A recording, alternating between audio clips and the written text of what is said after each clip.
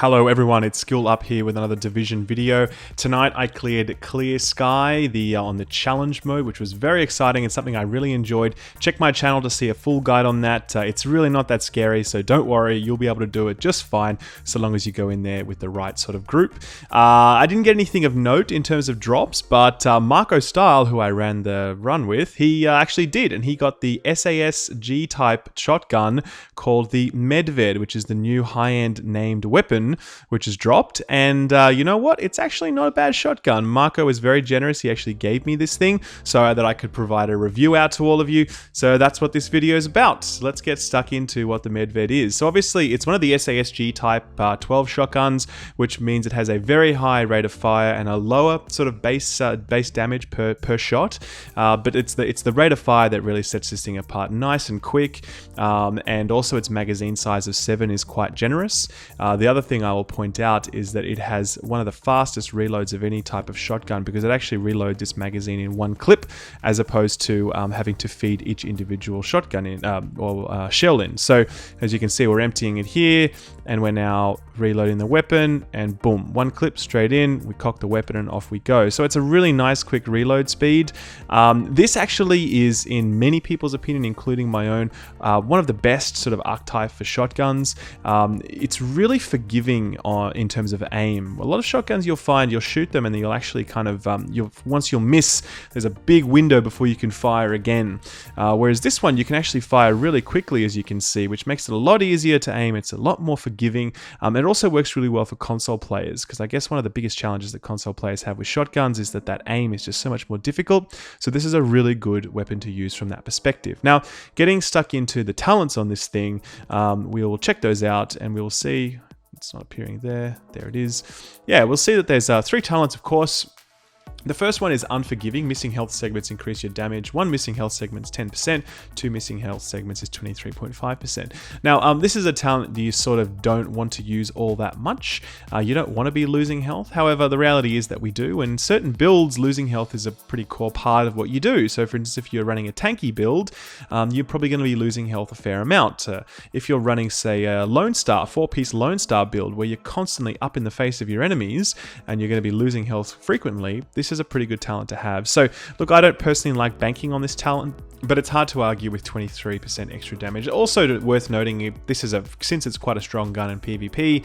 In PvP, you are actually kind of dropping down in health quite a bit, and that extra 23% damage can really determine some encounters as well. So not a bad talent. And one of the great things about it is the requirements are actually really easy to hit. Most people, or a lot of people I should say, build firearms and stamina, and so that's a pretty easy talent to hit from a stats perspective.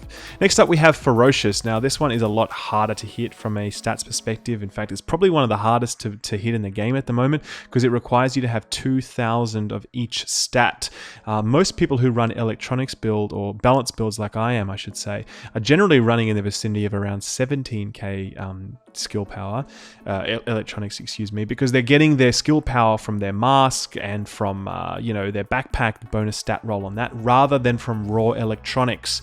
Running a balance build is really not what I would recommend. When I say balance, running a build that invests heavily in electronics as a raw stat, not something I recommend at this point given the meta, and for that reason, Ferocious, it's really hard to make it proc. However, if you have it and if you can make it work for your build and that's what you enjoy playing, absolutely go for it. Just be aware that it's hard to make it work. In terms of the efficacy of the talent, it's a really, really great talent. It's straight up elite and named enemies, which are the yellow bar enemies, and the named enemies 14% more damage. One of the best and most efficient scaling ability or talents in the game. So if you can make it work, great, but just be aware that you may not be able to. I personally don't ever run any builds that will get this to work.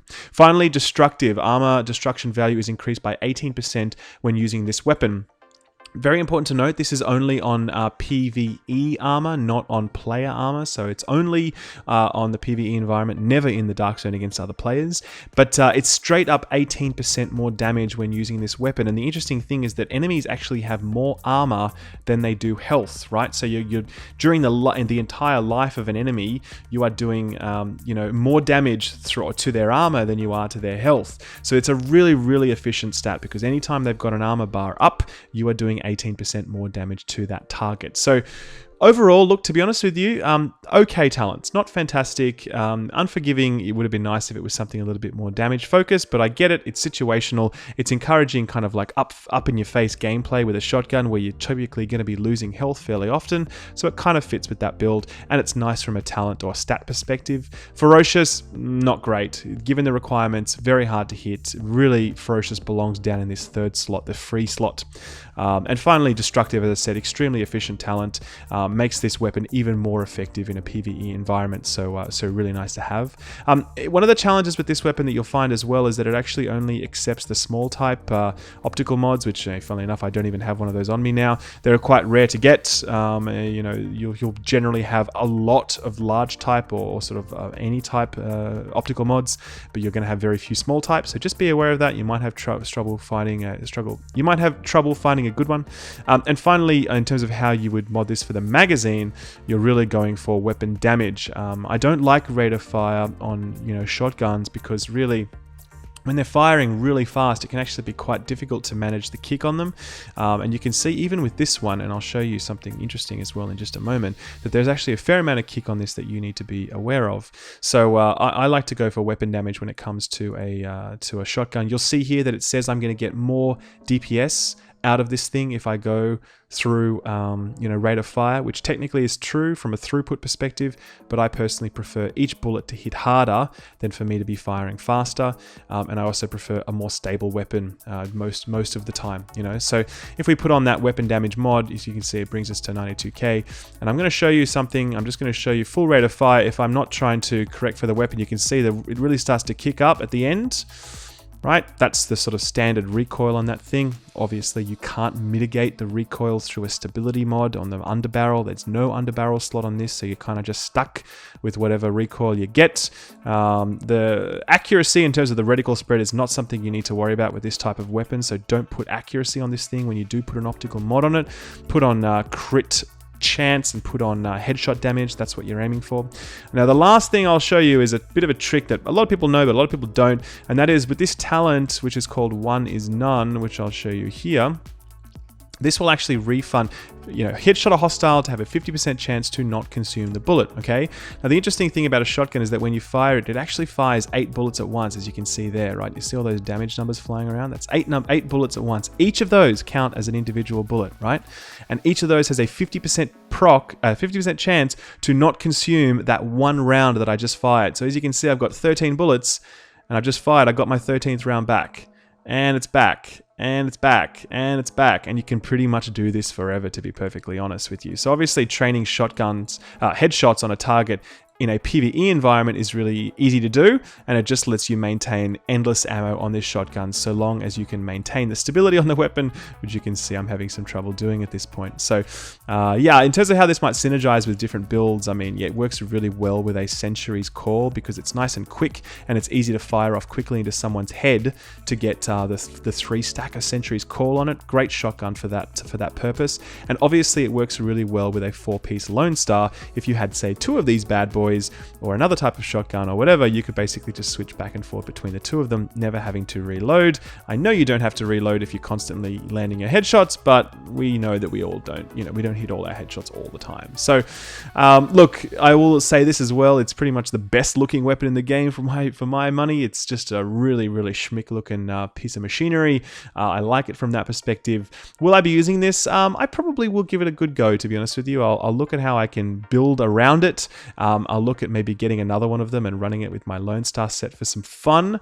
I'm probably not going to be running it anything serious like DZ6 or challenge mode incursions, but if I'm just looking to have a good time, I'm probably going to enjoy using this weapon, so I'd recommend checking it out if you get the chance. It's certainly worth it. Challenge mode Clear Sky, not that hard. Don't be afraid of it. Just get yourself some decent gear and make sure you coordinate with your group what you're bringing into the table, and then you'll get one of these things yourself, and that's pretty much it. So guys, look, I really hope you found this review useful. I know it was a bit sort of high level, quick and dirty, but look, I just wanted to get it out there because I know it's the first night of release and everyone's going to be interested to know whether or not this weapon is worth chasing.